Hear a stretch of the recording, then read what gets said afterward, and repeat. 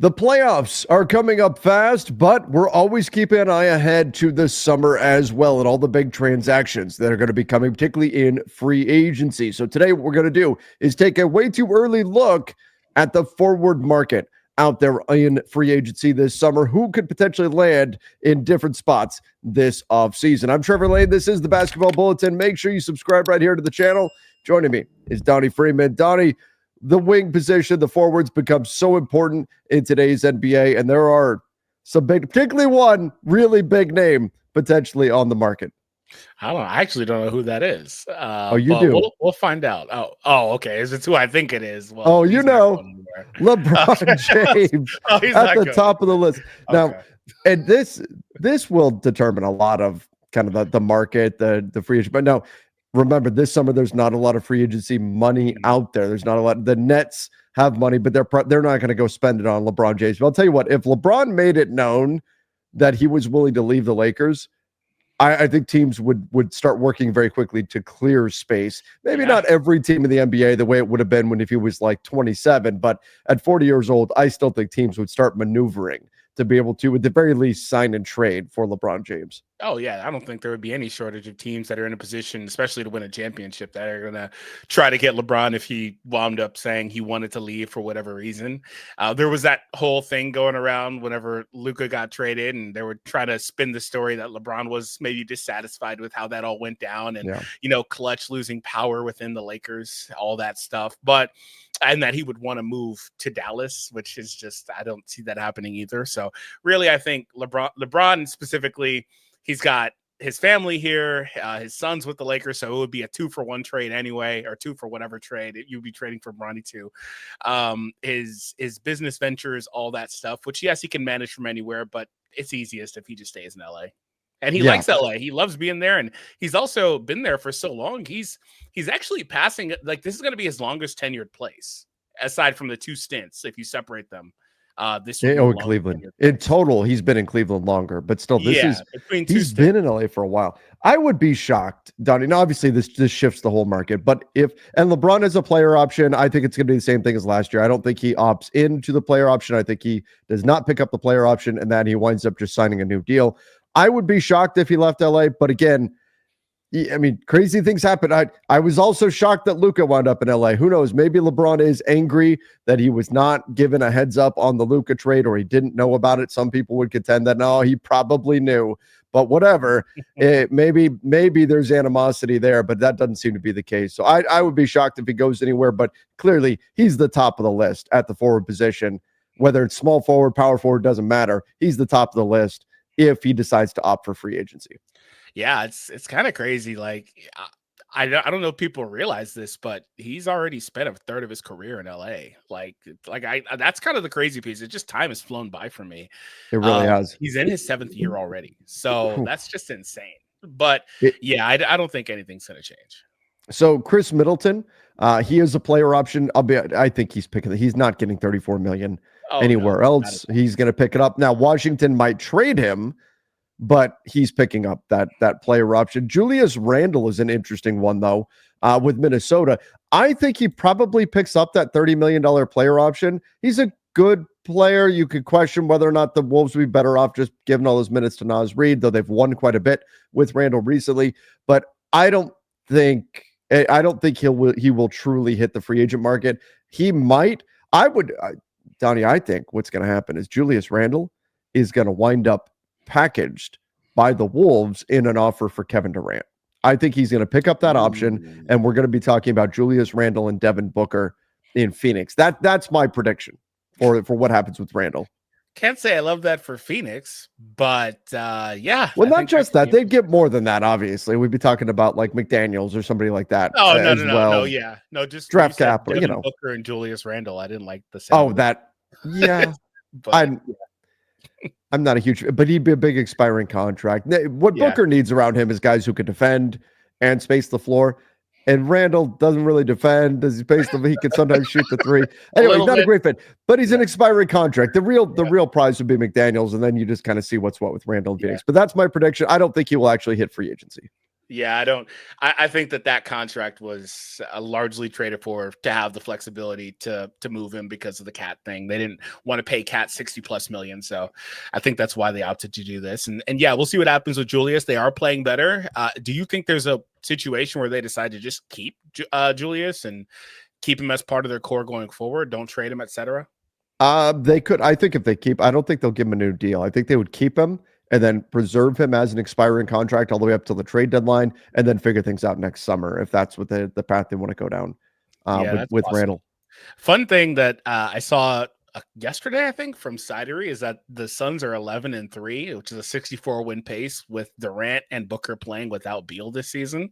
Oh God! It just goes like I don't want to throw it at Brad because we've done that a few times. Yeah, well, really, we've thrown it at everybody, but I don't want to throw it at Brad.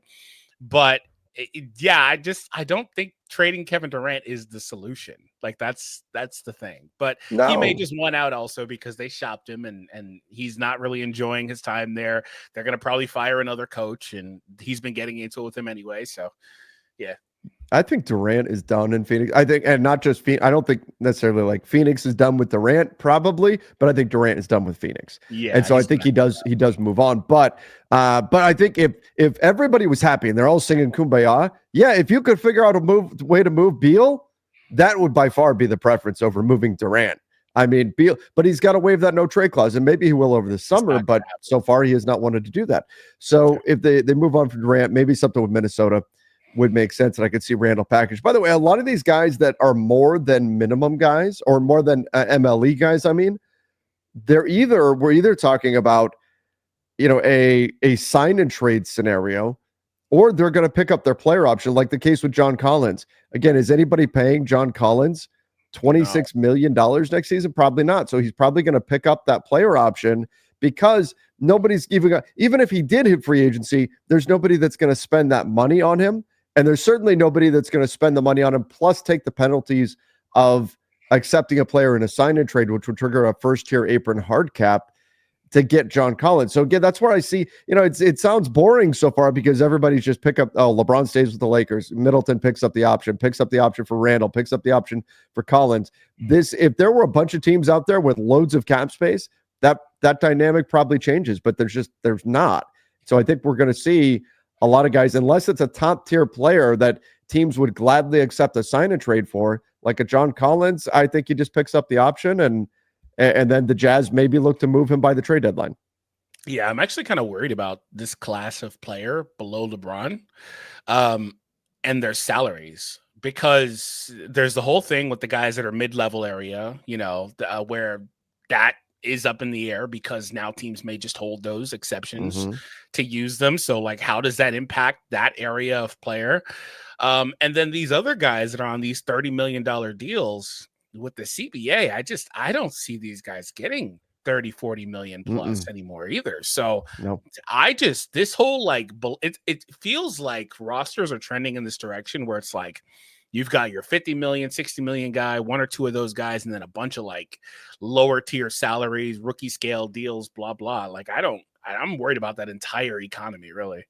Well, and that's where it's going to be really interesting to see what happens this summer, because not only are teams, like, let's say that John Collins did not have a player option. Let's say he was just hitting free agency. I don't know that he gets a mid-level anyway. Right? Like that. Well, that's the thing. Like, he would probably get a mid-level at least. He's that good. He's good enough for it, but he's probably better than a mid-level. I'm a fan of John Collins, but I think he's better than a mid-level. So if he wanted better than a mid-level, he's not getting that anywhere. Yeah. And particularly like even mid-levels are going to be harder to come by, because what teams are doing now is they're going, we can use the mid-level at the trade deadline to accept the player as though it's a trade exception, to just absorb a player. Let's do that. And for some teams, it basically gives them an excuse to not spend over the summer money. Yeah. Because they could say, this is strategic. This is strategic. We want to be able to use the mid-level at the trade deadline. And then the trade deadline comes, they go, there weren't any opportunities that we saw. So, guess we didn't have to spend the money. So I do think mid-levels are even more difficult to come by. But for some of these guys, these not quite all-star tier, but better than an average player, these guys are going to have to, in some situations, when they do hit free agency, they're going to be forced to accept a mid-level somewhere, because teams aren't going to have the money, especially this summer, to go spend on anybody else. And even then, the pickings may be slim for the mid-levels. So that's going to – there's some teams that are going to wind up with players on bargains simply because there's no other options out there. Think about Phoenix last year, getting Tyus Jones. Is he a minimum player? No. Has it been a great year? No. But he certainly didn't have minimum value last year. And Tyus Jones went, man, well, there's no money out here. I'm just going to go to a team that'll start me, and I'll take a salary that's way below what I would normally get. That's the situation John Collins would be in, I think, this summer. Not necessarily a minimum, but if he'd just be looking for a starting job somewhere and then take the pay he can get and then hope to get more the next summer and just do a one-year deal. That's the situation a lot of these guys are going to wind up in, I think. And that's why they're not going to opt out. But exactly. I just also think that even if we go like 2 years from now, they're still not going to get what they're looking for. I don't think that that's where rosters are right now. Like, it's just, I think it's weird. But we'll ultimately see how it all breaks down in the future. All right, let's get into some of these guys. These are more kind of the MLE type guys. So Duncan Robinson, obviously I don't think he's going to opt out of the 19.9 million, but Dorian Finney-Smith, the player option for 15 million, I actually think he's going to opt out of that. I think he should pick that up. Do you think he would get less? Like, if you were Dorian Finney-Smith, would you pick up a 15 million player option, or would you take like a 3-year 36 million deal, or a 2-year 2 years 25, 2 years 26, something like that? Yeah, I would probably opt for the longer term, sacrifice a little bit off the 1 year and just go for a little bit longer. Also, an interesting thing with him as well, while teams don't really have money, most of the guys ahead of him on this list are guys that are going to retain where they're at. So he may be one of the most coveted guys out here. I think that he could get an MLE just because you look at the depth, like what we said, with everybody ahead of him, probably. Then, by the way, this list is ranked in terms of how much money they were making in the previous contract. But everybody that would be on, it's a fairly weak forward class or wing market if we're looking at this. So if Finney-Smith did hit free agency, he would be just about the only guy out there. But again, teams don't have money to spend unless the Nets really want to pay him to bring him back. And he's not in the age. There's a reason why they traded him. So I don't like for Finney-Smith. Maybe you can get a 3-year deal at full MLE or something like that from somewhere. But then I would think the Lakers would just do that. So it's an interesting situation here where he could become maybe the best wing available on the market. But again, it's a market that doesn't have money to really spend, at least in terms of free agent dollars. We're going to have to see how things shake up after these teams have done their trades, because I think that's going to have to happen first. These teams are going to have to get their roster set, because these teams are going to probably look towards for the free agency guys, like doing signs and trades and stuff like that, because they're not going to have the ability to outright sign anybody. And then you're going to see a lot of these guys that make similar amounts of money just get exchanged for one another, because that's the way that these teams have to improve now.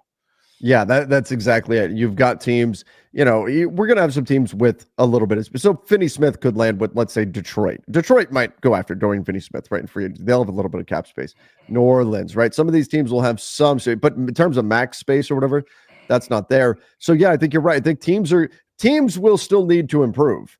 And what's going to happen is they're going to trade, and they're going to take similar salaried players and swap them around and make trades. Donnie, we talked about this recently. We talked about over on the Front Office show, the idea that you could see teams that have similar star level players but not quite superstar. I'm talking about stars, not quite superstar.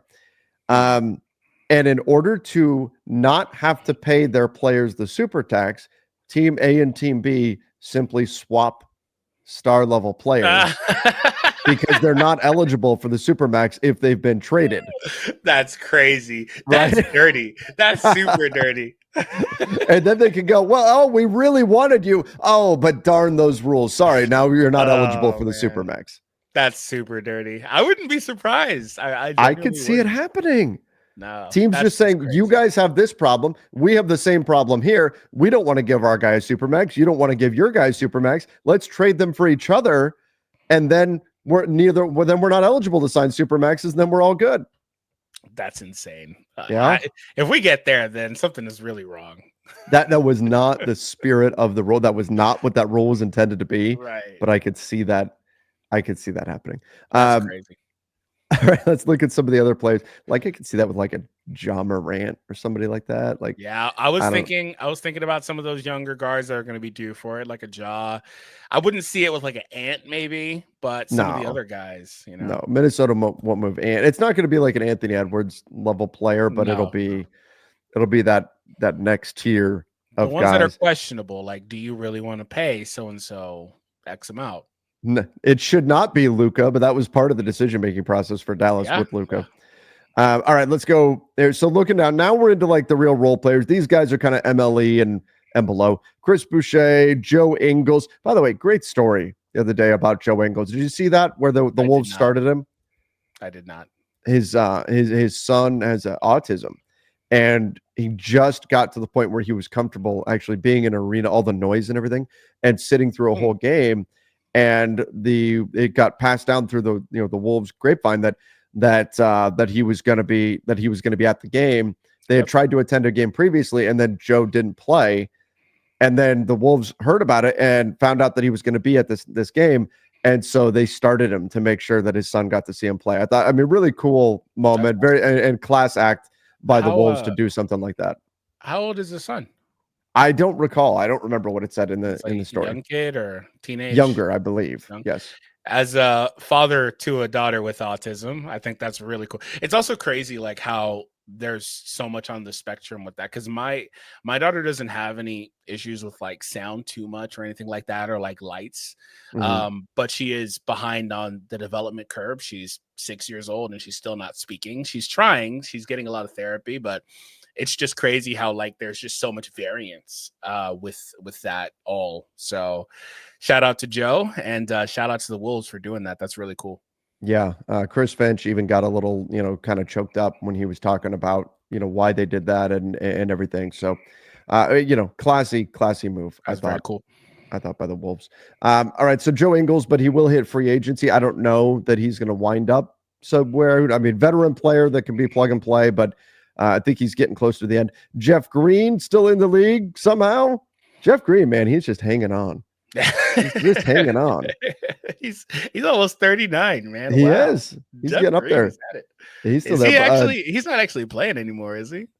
I think the Rockets, they have so much depth on the wing now that I mean, he's kind of hit or miss. Like there's he's not an every night player anymore. Let's put it that way. Denver he's playing. Yeah. Okay, so like I just looked at he's 27 games played. Okay. So he's playing, he's like an every other night kind of guy, essentially. Okay. Guy. Yeah. But here's the big one. Jonathan Kuminga, who obviously just came back from injury with the Warriors, restricted free agent, and apologies to Jason Tate. Jason Tate. I didn't realize he was 29. Yeah. Yeah, he's getting up there a little bit. He came in as an older rookie, yeah. Okay, but he could be an interesting one out there. Trey Lyles, I like he'll land somewhere for sure. I don't know if it's back with Sacramento or not, but he'll land somewhere. But Kuminga is going to be really one to watch, and this is where I think the Nets could really mess with the Warriors. And the Nets have done this in the past, where they had cap space and they went around and said, we've got cap space. We don't have anybody we're super excited about spending it on. So we're going to mess with everybody else's restricted free agents. And they would give them these big offers and say, well, whatever. If you burn our cap space for a couple of days, that's fine. We're not missing out on anybody anyway. You guys can go ahead and match the offer if you want, but we're going to make sure there's a player option at the end of it. There's a trade kicker. We're going to do everything we can to kind of screw over the team that's got the restricted free agent. I would not be surprised if the Brooklyn Nets give Jonathan Kuminga a big offer right at the start of free agency just to make the Warriors sweat and then figure out if they're going to match or not. What happens if they do that and they get caught holding the bag? Like, oh, well, I guess we actually got him. Then I think for them, they'd be excited to get a 22-year-old added to their system. Even if there's a player option at the end of it or whatever, they'll still do it. I don't think they would do anything where the Warriors would just turn around and go, "Ha, gotcha. Now you're stuck. The music stopped and you've got him on this terrible contract." No, I think he's a really talented player. And they would say, cool, we've got this guy that now we get to add him to our young core and off we go. So yeah, I think he's got a bright future for sure. I do. I think he just needs the opportunity. He's had his opportunity kind of come and go in his rookie tenure so far, as first few years here. And I think he's going to be really good if he's ever given enough opportunity to really flourish. Sometimes that's just what some of these young guys need. And the Warriors would be best to keep him because, for sure, I mean, they need to have their guys that they're developing in their system. They need to keep those guys. And they also need to keep these guys because their main core is pretty old. I mean, you're going to re-sign him to a multi-year deal. There's a chance that by the time that contract is up, he may be your best player, or maybe you're pivoting to rebuild around him. Like, who knows how things look 3-4 years from now. Exactly. I do think the Warriors, they have resisted trading him up to this point. They held him out of the Jimmy Butler deal for a reason. I don't think the Warriors will let him go, but I could see Brooklyn messing with Golden State. A couple other, I just want to highlight a few of these names. I mean, Jaime Jaquez, he's been a little bit of a down season. He'll get his option picked up. But Jake LaRavia, I like Jake LaRavia a lot. I was shocked that the Grizzlies did not pick up his option for the next year on his rookie contract, and now he's going to hit free agency. From what I know, he likes Sacramento. Sacramento really likes him. I think they're going to offer him something in free agency, but I was very surprised that the Grizz moved on from him at 23 years old. I think he's got a bright future, and I think he's found a good spot in Sacramento. But he's one of the guys that I think is it would be worth it if he were to really explore the market. I think he's a guy that teams would be interested in and would be worth giving up something, I don't know about full MLE, but giving up some salary to go get Jake LaRavia. Yeah, he needs to explore the market and get up out of Sac. So does he? I wouldn't want to go to Sacramento right now at all. And I'm saying this a little bit as a hater because I was born in Sacramento. I lived there for a good bit. A little bit of hate because it's my hometown, but they have not been managed right over the last bit. So yeah, that's the way I feel about it. In all seriousness, though, the Sacramento Kings need to retain all the young players that they have. They need to retain them. They are in this weird in-between period where who knows what they're going to be doing. Sabonis is going to want clarity. They're going to have to figure out what's going on with DeMar. I think Monk probably will be a little better off the bench as your sixth man still. They've got Levine. I don't know what the heck the plan is with him in a couple of years.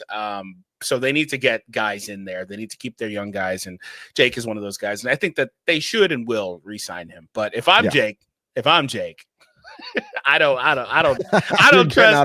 trust ownership, man. So I'm getting up out of there personally. Well, he's only been on a rookie contract, right? Yeah. So if he gets a life-changing offer, and I'm not talking about he's getting 70 million or something, but he gets a real offer, whether it's from the Kings or anybody, I think he's got to consider it. Now, if he's got competing offers, that's where it's like, hey, where's my best fit? And maybe there is turmoil in Sacramento because I still think they need to tweak things following the Fox trade. Like you said, the pieces don't all fit. They've got some decisions to make there. But from what I know, they like Jake. Jake likes Sacramento.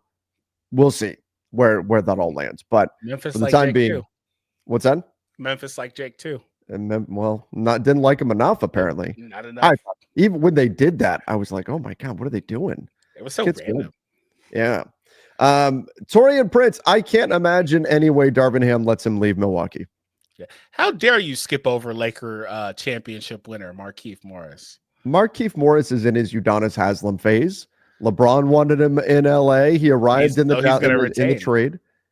Yeah, he was contemplating retiring. Didn't Marcus retire? Maybe. I don't know. I might have missed it. Maybe. But he may be back. I don't know. But last time they had somebody like that, the Lakers did not want to retain them in Jared Dudley. So we'll see. True. Okay. So Taurean Prince has been shooting the ball well this season, but again, I would imagine he probably sticks in Milwaukee. We'll see where he goes there. Cam Reddish, Bull, these kind of guys. These are the kind of the end of the bench. Maybe teams will take a flyer on them. I have a feeling Cam Reddish isn't going to be a Laker much longer. So Cam is weird, and you could also say Bull, but I think maybe Bull has flashed a little bit more. Definitely. But when you are a young guy who's off your rookie scale deal, you're now taking minimum salaries. You've almost got like 1 foot out the league. So I do wonder, and this is not a commentary on Cam's play specifically. I just wonder if a team really is going to take a flyer, because eventually teams don't take those flyers anymore. Mm-hmm. I wonder about that, because he's not lived up to expectation. Do you think he's done in the NBA? Well, that's what I'm saying. Like, you've got a foot in, foot out. I don't really know. I would love for him to retain somewhere, but sure. if he stays somewhere, is he ever going to really get serious burn to show his skill set? And I don't think he's going to get to show it in the playoffs. I think he's going to get waived here in the next, couple of weeks. Yeah, the Lakers, I mean, I guess in the next week, because the Lakers are going to promote Jordan Goodwin. Now, it could be somebody else. I don't know. It doesn't have to be Cam Reddish, but they already traded him once. I have to imagine he's going to be made a free agent. And because he's going to get waived this late, or at least that's what I think will happen, he's not going to be playoff eligible for any team. Yeah. So then he's looking to catch on with somebody this summer. It may not happen. We'll see. I hope, and he does well defend. Like, he can defend. He can be a good defensive player. I hope he winds up somewhere. I wonder if he's bought into that fully also. Sometimes the younger players, when it's not exactly what you thought you were going to be, what you wanted to be, because he was more of a on-ball creator, scorer type. And we just, along the way, found out, oh, hey, this guy's actually a really good defensive player, great defensive playmaker. Has he bought into that enough to where an NBA team is like, hey, we really want you for this specific skill? I guess that remains to be seen. All right, let's look at Keon Ellis is a real good one. I don't see the Kings letting him go. He does have a team option there, so they'll pick that up. Or if they do decline, it'll just be to sign him to a new deal and lock him up long term. I like him a lot. I like Keon Ellis a lot. If he's out there on the market, he would draw a lot of interest. I just don't think he's going to be. I don't see any reason why they would not. At the very least, they would just pick up that team option. Yeah, so I'm going to refuse to comment this time. What? Because you want to get him out of Sacramento? Do you want everyone to leave Sacramento? I sound like such a hater because it's my hometown. No. They should keep him. I thought that he should have been playing all year long more than he had been. So, yes. Yeah. I think he's part of the reason why Mike Brown was gone, because he didn't play Keon Ellis enough. He's huge for them. He absolutely needed to be out there, and he just wasn't. So. All right. So that's what the forward market is going to look like. Again, we kind of wound up throwing a wet blanket on all of the interesting names. Oh, this guy's not leaving. That guy's not leaving. That guy's not leaving. But here's the upside. The glass is half full approach to that. I think, yes, free agency is going to be a little sparse this season. And I think that's become a trend where teams they're not hoarding cap space for free agency. Look, Philly did it, right? They bucked the trend and they hoarded cap space for free agency. They got their guy in Paul George, and it didn't work out at all. It worked out terribly. Teams are not going to be hoarding cap space right now. There's not a lot of cap space out there. So what all of this means is that even though there's not a bunch of big names that we expect to be moving in terms of the wing market, teams still need to make changes to their rosters. Teams still need to upgrade their roster. Teams still need to rebalance their roster. What that means, everybody, is the summer of the trade is once again coming. I think we're going to see teams very, very active on the trade market. There's a need to change rosters around. And so they're going to find a way. And that path is going to be via trade rather than via free agent signings. Yeah, we talked about that's just going to be the main way that these teams are able to improve, because there's no money out there. They just kind of have to do that. So I wanted to ask you this, and we'll end on this. Chances Ja gets traded. I'll say it's going to depend on what happens in the playoffs. That's going to matter.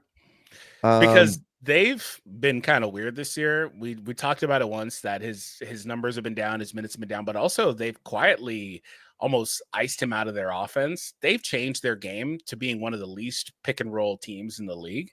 And they're doing a little bit more here, but that's his bread and butter. But they've completely taken that away, almost to say, like, we don't need what he's providing. And so it's kind of marginalized him a little bit. So I do wonder about that. And Jaws shooting 29% from three on the season, 22 points, 7.4 assists, 1.2 steals, 4 rebounds. He's still great, but like, he's not putting up numbers. Even he only played 9 games last season. He's not putting up numbers like he did last season. He's not putting up numbers like he did the season before that. Certainly all of his numbers are down. The minutes are down, though. The minutes are down, and that's making everything else dip. The minutes are down, but even it's only a 2-minute difference compared to a couple of years ago. and the production is not quite what it used to be still. So it's, I'd still say it's unlikely, but you look and he is extension eligible. If the Grizzlies balk at giving him the extension that he wants this summer, or decline to do that, they could move him. They could move. And I think teams would be interested in him. So, but I still think that big of a move, it's always going to be unlikely. So I would say there's like 15% chance. He's going to get that. He's going to get that, what, 60, 65, like pushing into 70s extension, isn't he? Yeah. Oh, man. Oh, boy. Oh, well, we see why teams are balking at that now. Yeah, I mean, that would be a lot. They gave it to him in 2022. They could just extend him off of this. Maybe we could see something there. Yeah, I don't know. Well, you know what though? They got the decision to make, but because he missed so much time last year. Do you think he qualifies for that? I don't know if he's going to qualify for the Supermax. He was coming off of his rookie deal. Either way, though, it would be a big extension for John Moran, even if he's not Supermax eligible. I'd have to go dig into the stats there and see if he is Supermax eligible. But it would still be, he would still be getting a lot of money. And they also have Jackson eligible as well, who they had on a steal. $25 million is a steal for Jackson. So Jaren Jackson Jr. may wind up winning Defensive Player of the Year. That's a steal, man. Now that everybody's hurt. But could he also ask for the max? Say, hey, I'm eligible for it now. Yeah. I don't think he'd be. I don't know. He's been good. And Jaren Jackson has been really good. He's been their best player this year. Yeah. So I think a lot of it, what's going to happen in Memphis is going to depend on what happens in the playoffs and how far they go. If they're like a first round exit, changes are coming. Yeah, we'll see. Changes are coming. All right, everybody. Give us your thoughts on the wing market in the comment section down below. Don't forget to turn on those notifications and hit that subscribe button as well. Go check out our video from yesterday on Stephen A. Smith and some leaked audio that was put out there about him, as well as a bunch of other NBA stories. Go check that out right now.